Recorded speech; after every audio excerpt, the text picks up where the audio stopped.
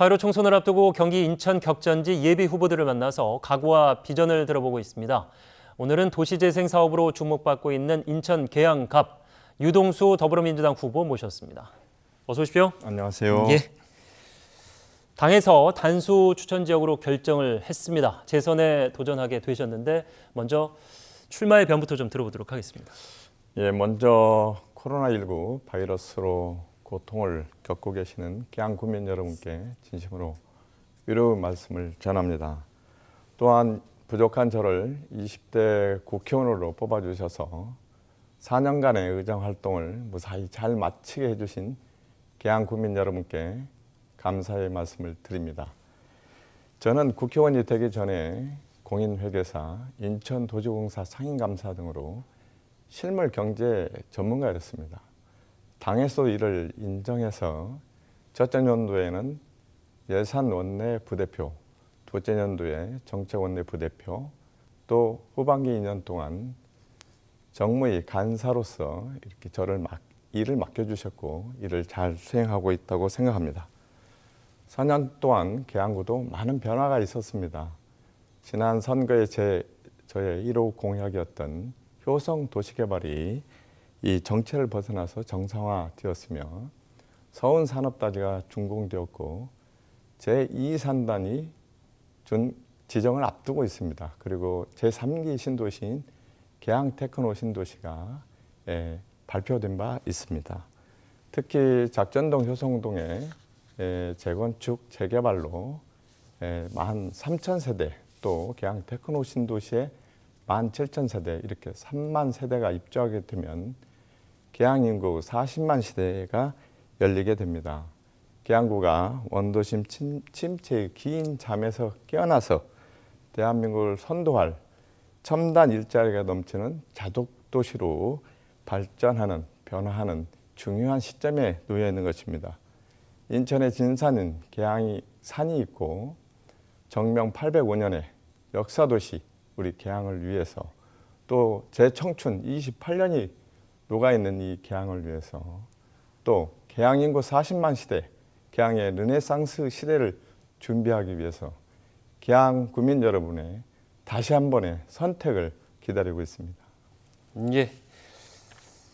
현역 의원을 이제 단수 추천한 데는 말씀하신 대로 그만큼의 이유가 분명히 있는 것 같습니다. 그간의 활동 성과 몇몇 앞서서 얘기해 주셨습니다만은 지난 4년간 이제 지역구와 의정 활동을 펼치면서 좀 인상 깊었던 부분 좀 더 들어보도록 하죠. 네. 그동안에 이 계양구는 원도심 침체를 딛고 도약의 발판을 마련한 시기였다 이렇게 생각을 합니다. 네. 원도심 재생 측면에서 보면 저의 1호 공약이었던 효성 도시 개발이 이제 정상화로 들어섰고 예. 또 서쪽 하늘 아래 반짝이는 효성마을이라는 도시재생 뉴딜 사업과 작전시장 근처에 있는 더불어 희망지 사업과 작전 서원동의 더불어 사업 등 전체적으로 원도심 재생에 기틀을 만들었다 이렇게 생각을 합니다. 네. 두 번째는 서운 산업단지가 준공되었고 제2 서운 산단이 지정됐고 계양 테크노 신도시의 도시 첨단 산단과 일반 산단이 한 50만 평 정도 합계로 이렇게 준비되고 있습니다. 예. 이렇게 되면 베드타운에서 경제도시, 자족도시로 이렇게 거듭날 수 있는 발판이 마련됐다 이렇게 생각을 합니다.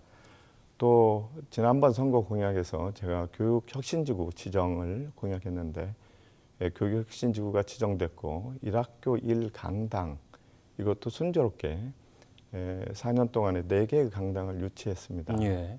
그래서 이 계양구 우리 학생들에게 보다 더 질 높은 교육 환경을 만들었다 이렇게 생각을 합니다. 마지막으로 작전시장의 이 골목경 시장 지정 또 시설 현대화 사업 또 문화환경 사업 등으로 24억 5천 정도 유치한 바 있습니다. 이렇게 원도심 개발 측면과 또 자족도시 경제도시적 측면과 또 교육도시적 측면과 또 전통시장의 개발, 소상공인들을 위한 정책들로 계양구가 이 발전의 기틀을 잘 만들고 있다 이렇게 생각합니다. 예. 말씀하시는 거 이제 들어봐도 본인이 한 일이었기 때문에 저렇게 요약을 또 하실 수 있다 이런 생각도 드는데 그간의 의정 활동을 살펴봤습니다만 이제 앞으로의 일도 중요하겠죠. 지역 현안에 대한 질문들 먼저 공통 질문들을 드리도록 하겠습니다.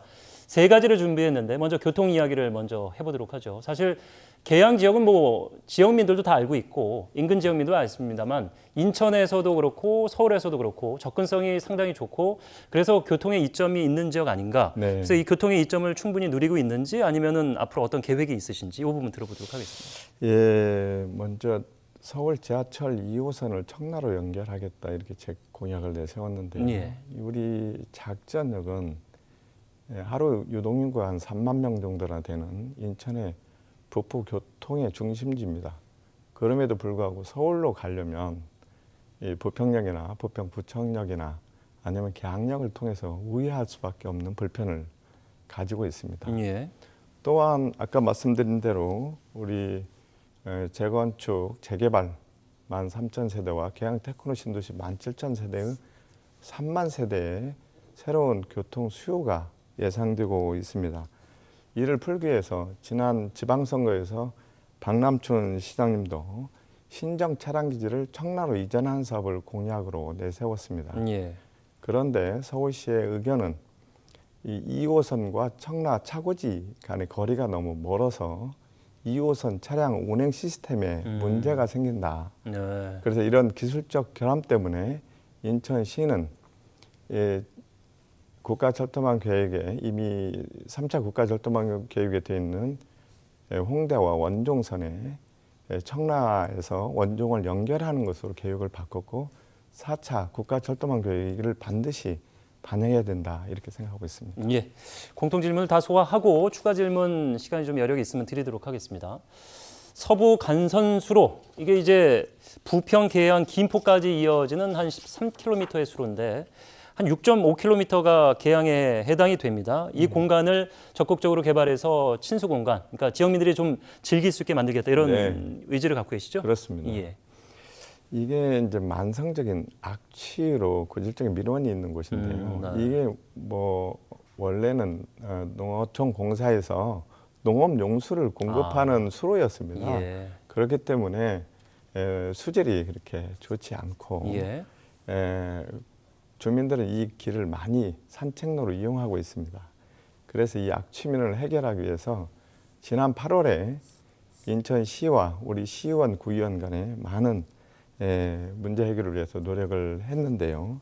일단 친수공간 조성 사업을 하고 수질 환경도 개선하고 또 공원을 조성해서 걷고 싶은 서부 간선수로를 만들자. 네. 그래서 일단 인천시의 예산 30억 또 계양구 예산 5억 예. 그래서 현재 35억이 확보되어 있는 상태고 또 저와 송영길 의원이 중앙정부에게 특별교부금 20억을 이렇게 신청하려고 합니다. 그래서 55억을 가지고 이 또 서부 간선수를 걷고 싶은 도시 하천으로 만들고 예. 또 부평구 차준택 구청장과 함께 이 수로를 개통해서 물이 흐르는 공간으로 이렇게 만들 계획입니다. 예. 저희가 이제 말씀하신 동안 그림을 계속 보여드렸는데 주변 생활 공간이 빼곡한데 수로가 궤법 넓은데 물이 지금 고여 있죠. 저희가 이제 화면으로는 냄새를 맡을 수 없습니다만은 이 지역이 굉장히 악취로 지나다니는 시민들에게 불편을 주었다. 이 부분에 대한 계획을 밝혀주셨고요. 자, 이 재정과 관련된 문제를 세 번째 공통 질문으로 드려야 될 텐데. 인천 전 지역이 이전에 이제 고질적인 문제였는데 많이 개선이 됐다고는 합니다만 계양의 일자리가 부족한 부분도 재정 부분과 연관성이 있다. 그래서 이 부분에 대한 계획도 가지고 계시다고요? 들어보도록 하겠습니다. 지금까지 우리 계양구는 베드타운적 성격이 강했다. 네. 그래서 자족 도시로서 좀 부족하지 않았나 이렇게 생각을 합니다. 그런데 서울 산단이 16만 평인데요. 예. 지금 16개 기업이 준공을 완료했고 나머지 37개 기업이 입주를 위한 준비를 하고 있습니다. 예. 그리고 제2산단이 한 7만 평 정도 올해 지정될 예정이고요. 계양 테크노 신도시의 도시첨단 산단이 18만 평, 예. 일반 산단이 9만 평, 이렇게 27만 평이 계획되고 있습니다. 전체적으로 보면 한 50만 평 정도의 새로운 산단이 준비되고 있고 또 하나는 이렇게 될 때 11만 개의 고용 유발 효과가 예상되고 있습니다. 네. 그래서 계양구가 전통적인 제조업 중심의 일자리뿐만 아니라 첨단 일자리, 지식산업 일자리가 넘쳐나는 자족 도시가 되면은 재정 자립도 문제는 자연스럽게 해결되지 않을까 이렇게 생각을 합니다. 예. 앞서 이제 20대 총선에서 본인이 내세웠던 공약에 대한 성과도 좀 언급을 해주셨습니다만은 지역 의원들을 평가하는 지표로서 상당히 지역민들이 꼭 들여다봐야 될 부분이 이 공약인데 최근에 이제 6대 공약을 다시 내놓으셨습니다. 21대 국회에서는 부동산에 편중된 가계 자산을 바꿔보고 싶다. 그 안에는 이런 의견도 있었는데 여기와 관련된 그림은 어떻습니까? 이 2019년도 우리 가계자산의 자산 포트폴리오를 보면요, 금융자산이 한 25%, 네. 부동산이 한 70%, 기타 자산이 한 5% 됩니다. 예. 그런데 금융자산 중에서도 전월세 보증금 부분이 한 6% 됩니다. 그래서 이를 합하면 부동산 관련 자산이 76% 정도 예. 되고 있습니다. 예. 이런 OECD 평균의 한 배 정도 되는 부동산 투올림 현상이 심하고 있는 것입니다. 특히 1세대 1주택 부분에 보면은 장기 보유 특별공제를 80% 정도 해주고 있습니다. 고가주택도. 네. 이렇게 되면서 똑똑한 집안채 현상을 부추기기 위해서 이 강남에 집안채를 갖는 것이 이 모든 국민들의 꿈이 되어버리는, 이 주거의 대상으로 삼는 게 아니라 재테크의 대상으로 아파트를, 예. 주거를 이렇게 보는 그 문제를 해결하고 싶습니다. 예.